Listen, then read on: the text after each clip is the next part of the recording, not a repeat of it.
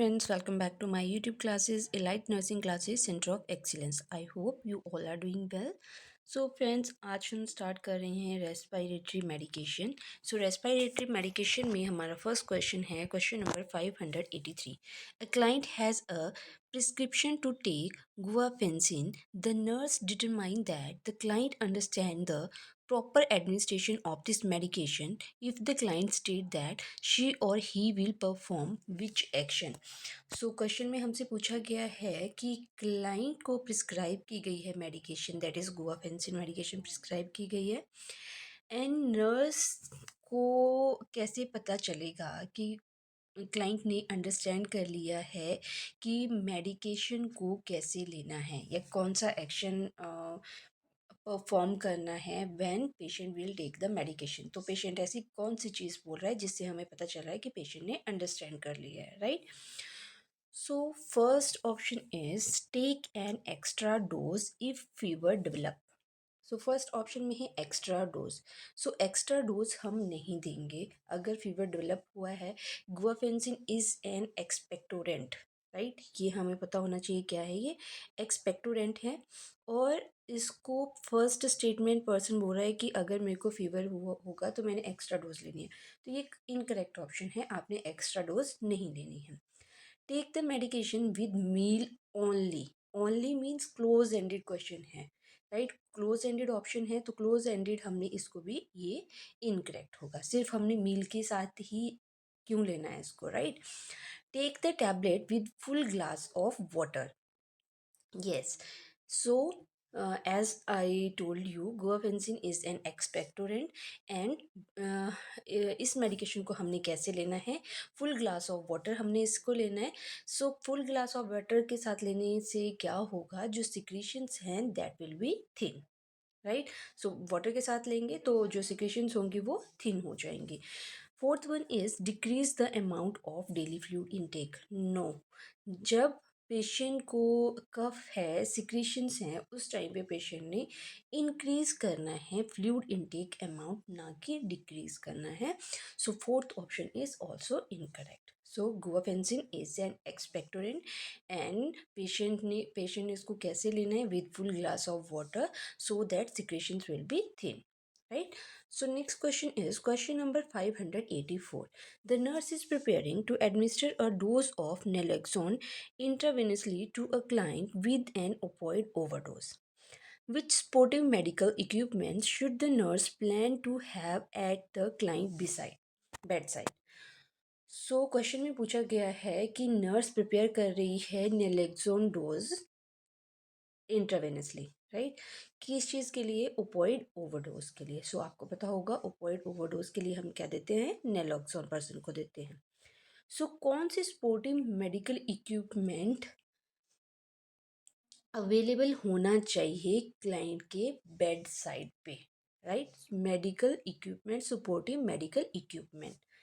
सो naloxone जब हम person को दे रही हैं तो उस टाइम पे सपोर्टिव मेडिकल इक्विपमेंट क्या पर्सन के बेड साइड पे होना चाहिए, अवेलेबल होना चाहिए, right. So naloxone hydrochloride is an opioid antidote, as I told you. और आपको ये क्वेश्चन में भी क्लियर हो गया है कि एंटीडोट है इसका ओपोइड ओवरडोज का, राइट. और ये क्या करता है, नेलोक्सोन क्या करेगा, सेंट्रल नर्वस सिस्टम को डिप्रेस करता है. सो जब सेंटर CNS डिप्रेस्ड होगा तो उस टाइम पे हमारे पास कौन कौन से medical supportive medical equipments available होने चाहिए. सो first one is the resuscitation equipment, right. Resuscitation equipment हमारे पास होने चाहिए. वेंटिलेटर हमारे पास अवेलेबल होना चाहिए. ऑक्सीजन अवेलेबल होनी चाहिए एंड वेजोप्रेसिन मेडिसिन हमारे पास अवेलेबल होनी चाहिए, राइट. सो वेजोप्रेसिन मेडिकेशन हम क्यों देंगे, क्योंकि इसमें क्या हो रहा है, CNS इफेक्ट हो रहा है, राइट. हार्ट रेट क्या करेगा, ये डिक्रीज करेगा, राइट. ब्लड प्रेशर भी डिक्रीज होगा और पेशेंट शॉक में चला जाएगा, ठीक है. CNS जब डिप्रेस्ड होता है, राइट. CNS डिप्रेस होने की वजह से क्या होगा, CNS डिप्रेस होने की वजह से डिप्रेस हुआ तो उसकी वजह से पर्सन में क्या क्या सिम्टम आए, BP will be drop, right. BP drop होगा और पेशेंट को शॉक होगा। Heart rate will be drop, heart rate भी ड्रॉप होगा पेशेंट का, और ब्लड प्रेशर शॉक पर्सन को होगा। तो उस टाइम पे हमने क्या देना है, पेशेंट को वेजोप्रेसिन देनी है। सो वेजोप्रेसिन क्या करेगी, कंप्रेस करेगी ब्लड वेसल्स को, जिसकी वजह से ब्लड प्रेशर नॉर्मल होगा और इंक्रीज करेगी रीअब्जॉर्प्शन ऑफ वाटर को, राइट। तो हमने ये चीज़ें हमारे पास अवेलेबल होनी चाहिए when we will give naloxone hydrochloride to the patient. So first चलते हैं हम अपने ऑप्शन की तरफ। First one is the nasogastric tube.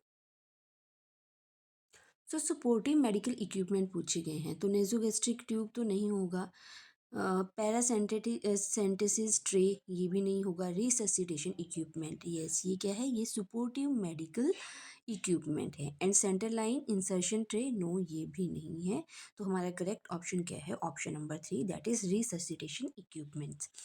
So next question is question number 585.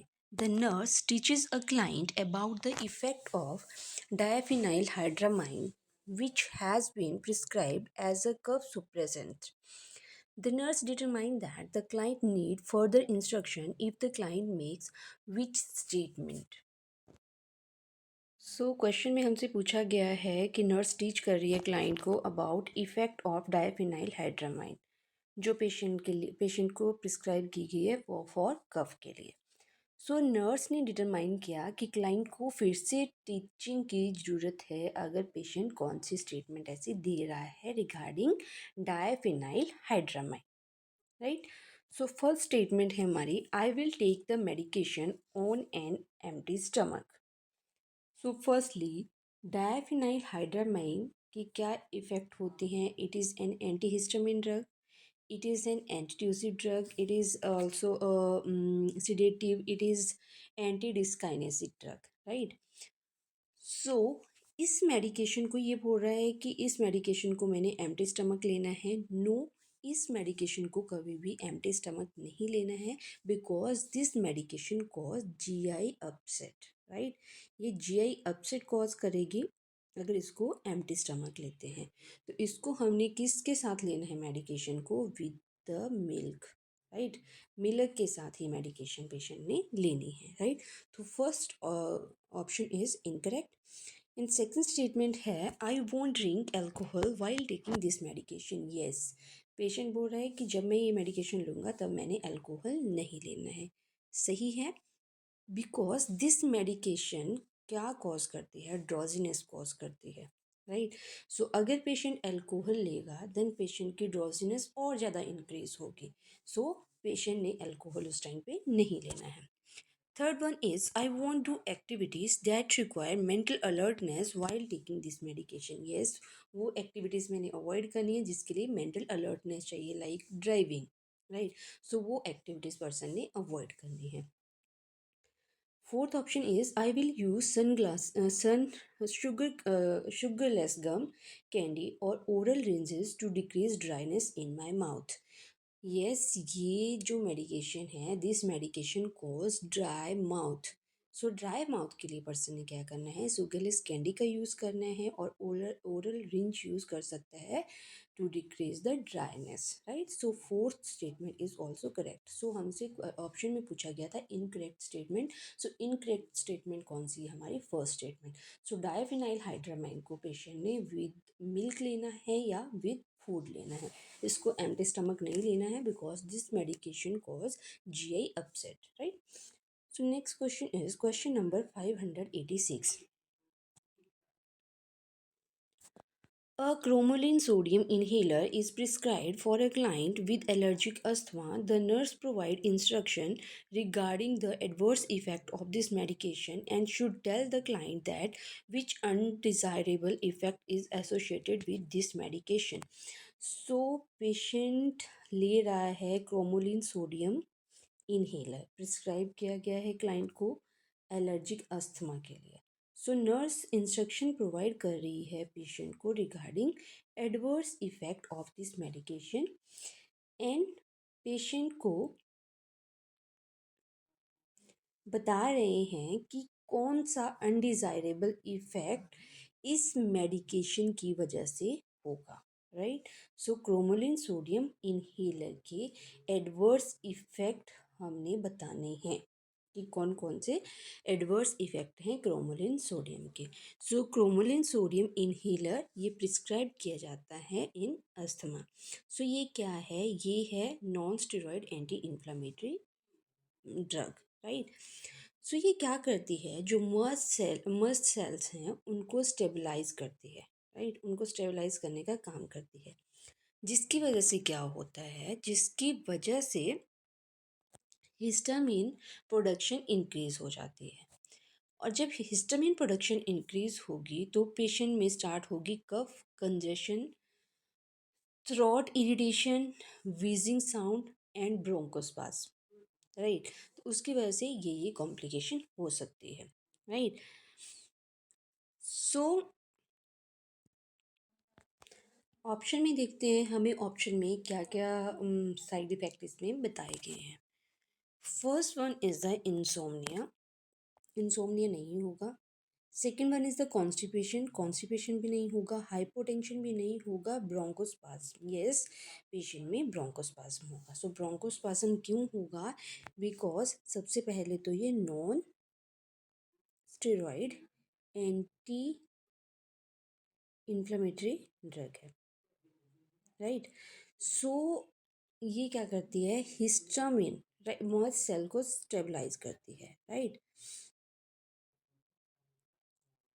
सो इसकी वजह से क्या सिम्टम्स पर्सन में आएंगे, इसकी वजह से हिस्टामिन की प्रोडक्शन इंक्रीज होगी, जिसकी वजह से पेशेंट में स्टार्ट होगी कफ कंजेशन। जब हिस्टामिन इंक्रीज हो जाएगा तो पेशेंट में कफ स्टार्ट हो जाएगी, कंजेशन स्टार्ट हो जाएगा, थ्रोट इरिटेशन होगी, वीजिंग साउंड होगी एंड ब्रोंकोस्पाज्म होगा, राइट। तो चलते हैं नेक्स्ट क्वेश्चन की तरफ। नेक्स्ट क्वेश्चन है question number 587। Terbutaline is prescribed for a client with bronchitis. Which disorder is in the client medical history required caution by the nurse? So terbutaline prescribe गई है client को bronchitis के लिए, टर्ब्यूटालाइन patient को prescribe की गई है। सो कौन से डिसऑर्डर अगर क्लाइंट में है, अगर क्लाइंट की हिस्ट्री है, कौन से डिसऑर्डर की अगर क्लाइंट की हिस्ट्री है, तो उस टाइम पे हमने कॉशन यूज़ करनी है, या कॉशन के साथ हमने उस मेडिकेशन को देना है, right. So terbutaline is a bronchodilator, right? It is a bronchodilator, right?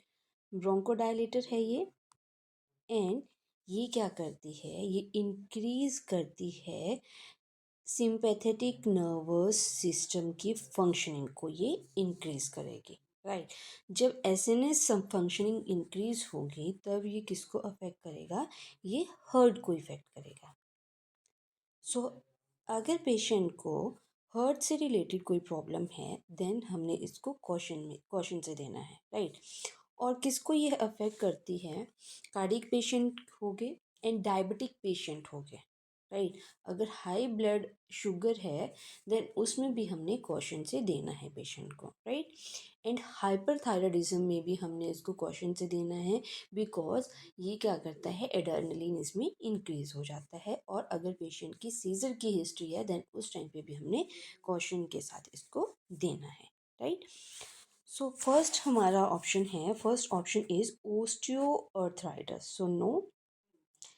And अब हमने इसमें ध्यान रखना है कि सिंपैथेटिक नर्वस सिस्टम यहाँ पे कहाँ इफ़ेक्ट हो रहा है, कहाँ पे इसकी फंक्शनिंग इंक्रीज होगी तो उसकी वजह से क्या क्या सिम्टम्स आएंगे। सो हाइपोथायराइडिज्म, हाइपोथायराइडिज्म में नहीं, हाइपरथायराइडिज्म में हमने इसको कॉशन से देना है, right. And third one is the diabetic mellitus, this is the correct option, diabetic mellitus, because ये क्या करता है, इंक्रीज कर देता है ब्लड ग्लूकोज लेवल को, right. And polycystic disease, so polycystic disease is a incorrect option. So हमारा correct option क्या है, option number 3, that is diabetic mellitus. So terbutaline is an bronchodilator and it increase the sympathetic nervous system functioning, जो affect करता है, ये affect करता है patient, मिली affect करता है ये कार्डियक पेशेंट को, राइट। डायबिटिक पेशेंट में ब्लड शुगर लेवल इंक्रीज़ करता है। हाइपरथायरॉयडिज्म वाले पेशेंट को भी अफेक्ट करता है, क्योंकि ये क्या करता है, जो एड्रेनलिन की सिक्रीशंस होती है वो भी इंक्रीज़ हो जाती है। एंड सीजर में हमने इसको कॉशन से देना है, राइट। सो नेक्स्ट क्वेश्चन है question number 588। Zafirlukast is prescribed for a client with bronchial asthma. Which laboratory test does the nurse expect to be prescribed before administration of this medication? So, Zafirlukast is prescribed to the client किस चीज़ के लिए? Bronchial asthma के लिए। सो कौन सा laboratory test nurse expect करेगी कि patient को प्रिस्क्राइब किया गया है when we will administer this medication? So zafirlukast ये प्रोफाइलेक्सिस मेडिकेशन है जो यूज़ की जाती है अस्थमा के लिए for long term therapy, right. जब long term therapy asthma patient को दी जाती है तो एज अ प्रोफाइलेक्सिस इसको यूज़ किया जाता है। So this medication cause liver enzyme, तो ये क्या करती है, इंक्रीज़ करती है। सो इसमें हम एक्सपेक्ट करेंगे लीवर फंक्शन टेस्ट, राइट। अगर ये मेडिकेशन चल रही है तो लीवर फंक्शन टेस्ट हम एक्सपेक्ट करेंगे कि इसको प्रिस्क्राइब किया होगा लीवर फंक्शन टेस्ट। तो चलते हैं ऑप्शन की तरफ। Platelet count no, neutrophil count no, liver function test yes. Liver function test इसमें प्रिस्क्राइब होता है। Complete blood cell count no. So main इसमें जो फंक्शन प्रिस्क्राइब होगा that is liver function test, because ये क्या करता है, लीवर को अफेक्ट करता है, लीवर एंजाइम को अफेक्ट करता है। So next question is question number 589। A client has been taking isoniazid for 2 months. The client complained to the nurse about numbness, paresthesia, and tingling in extremities. The nurse interpreted that the client is experiencing which problem? So client आइसोनाइजिड ले रहा है 2 महीने से। Client complain कर रहा है to the nurse about numbness हो रही है उसको, पैरास्थीसिया हो रहा है एंड टिंकलिंग हो रही है एक्सट्रीमिटीज़ में। नर्स ने इंटरप्रेट किया that client is experiencing which problem, कि क्लाइंट को क्या प्रॉब्लम हो रही है। So isoniazid is an anti tubercular medication. So ये क्या कॉज करती है, it will cause peripheral neuritis, right. So peripheral neuritis में पैरास्थीसिया पर्सन में होगा, राइट। तो इसमें हम प्रिस्क्राइब करते हैं पेशेंट में vitamin B6 pyridoxine, right. So peripheral neuritis में सिम्टम क्या आएंगे पर्सन को, टिंगलिंग, नमनेस एंड पैरास्थीसिया, राइट। सो इसमें हम क्या प्रिस्क्राइब करेंगे पेशेंट को, विटामिन B6 हम इसमें प्रिस्क्राइब करते हैं। सो चलते हैं ऑप्शन की तरफ कि पेशेंट को ये बोल रहे हैं कि हाइपर कैल्शियमिया हुआ है, no. Peripheral neuritis, yes. These all are the symptom of peripheral neuritis, and peripheral neuritis is an side effect of isoniazid. So main side effect of isoniazid is peripheral neuritis. So small blood vessel spasm no, इसकी वजह से भी नहीं होगा, या impaired peripheral circulation इसकी वजह से भी नहीं हो रहा है। ये मेन किसकी वजह से हो रहा है, आइसोनाइजिड साइड इफेक्ट की वजह से ये प्रॉब्लम पर्सन में हो रही है, पेशेंट को पेरिफेरल न्यूराइटिस हो रहा है, राइट। तो जब पर्सन में पेरिफेरल न्यूराइटिस होगा then we will prescribe the patient vitamin B6 हम पेशेंट को प्रिस्क्राइब करेंगे, दैट इज़ पायरिडॉक्सिन हम पेशेंट को प्रिस्क्राइब करेंगे, right. So next question is question number 590. A client is to begin a 6-month course of therapy with isoniazid. The nurse should plan to teach the client to take which action? सो ये भी आइसोनाइजिड का question है। सो client ने 6 month treatment start किया है आइसोनाइजिड का। So nurse plan कर रही है to teach the client to take which action, कि कौन कौन से आपने एक्शन लेने हैं when you are taking isoniazid. So isoniazid cause hepatotoxicity, तो इसमें क्या होता है, लीवर एंजाइम इंक्रीज हो जाता है और जिसकी वजह से पेशेंट को हेपेटाइटिस हो जाता है। तो लीवर एंजाइम 3 मंथ के लिए पेशेंट का चेक करना होता है, राइट। सो हिपेटोटॉक्सिसिटी कॉज करेगा जिसकी वजह से bile production will be increase और स्किन क्या होगी, येलो होगी, स्केलरा भी येलो होगा। सो इन पेशेंट को सबसे पहले एक तो अल्कोहल नहीं लेना है पेशेंट ने, राइट। और अगर पेशेंट की बॉडी येलो हो रही है, राइट, अगर स्किन येलो हो रही है या स्केलरा येलो हो रहा है, then immediately inform to the patient. और पेशेंट ने इसमें vitamin, as I told you कि इसमें पेरिफेरल न्यूराइटिस होता है, देन पेशेंट ने डॉक्टर को जो विटामिन सप्लीमेंट्स हैं वो प्रॉपर लेने हैं। तो चलते हैं ऑप्शन की तरफ, use alcohol in small amount daily. Alcohol तो बिल्कुल भी यूज़ नहीं करना है, राइट। रिपोर्ट येलो आई और skin immediately, yes, as I told you this medication cause liver enzyme इसमें इंक्रीज हो जाता है, हेपेटाइटिस कॉज होता है, हेपेटाइटिस के लिए हमने क्या करना है, लीवर एंजाइम हमने पर्सन का चेक करते रहना है। और हिपेटोटॉक्सिसिटी की वजह से bile production is also affect, and जिसकी वजह से पेशेंट की स्किन येलो हो जाती है एंड स्केलरा येलो हो जाता है। देन अगर ये सिम्टम पेशेंट में आते हैं, then we will inform to the physician immediately. In increase intake of swiss is cheese, तो चीज़ पेशेंट ने इसमें बिल्कुल भी नहीं लेनी है, अवॉइड करनी है cheese and cheese related products. Next is avoid vitamin supplements during the therapy, avoid नहीं करने हैं पेशेंट ने इसमें जो भी सप्लीमेंट्स हैं, विटामिन सप्लीमेंट्स हैं, वो प्रॉपर लेने हैं, राइट। सो हमारा करेक्ट ऑप्शन है option number 2, report yellow eye और skin immediately. Report yellow eye और skin immediately, right. So next question है question number 591। A client has been started on long-term therapy with rifampicin. The nurse should provide which information to the client about the medication? Rifampicin is also a tuberculin anti-tuberculin medication. So patient इसमें क्या कर रहा है, patient long term treatment चल रहा है, rifampicin person ले रहा है, so नर्स पेशेंट को इन्फॉर्मेशन प्रोवाइड कर रही है रिगार्डिंग दिस मेडिकेशन। आपने क्या इन्फॉर्मेशन पेशेंट को प्रोवाइड करनी है। सो फर्स्ट स्टेटमेंट है, should always be taken with food और antacid. So firstly rifampicin is taken with empty in empty stomach, right. तो फूड के साथ हमने इसको नहीं लेना है। और अगर पेशेंट एंटासिड ले रहा है, देन हमने 1 आवर का गैप देना है मेडिकेशन के लिए, हमने दोनों मेडिकेशन को साथ में नहीं देना है। So first one is the incorrect option. Second one is should be double dose if 1 dose is forgotten. No, हमने डबल डोज पेशेंट की नहीं करनी है, हमने प्रिस्क्राइब डोज ही लेनी है जो पेशेंट को बताया गया है, राइट। तो second is also incorrect option. Third one is causes orange discolouration of sweat, tear, urine and faeces. Yes, इस मेडिकेशन का मेन साइड इफेक्ट है orange discolouration of secretions, right? And fourth one is may be discontinue independently if symptoms are gone in 3 months.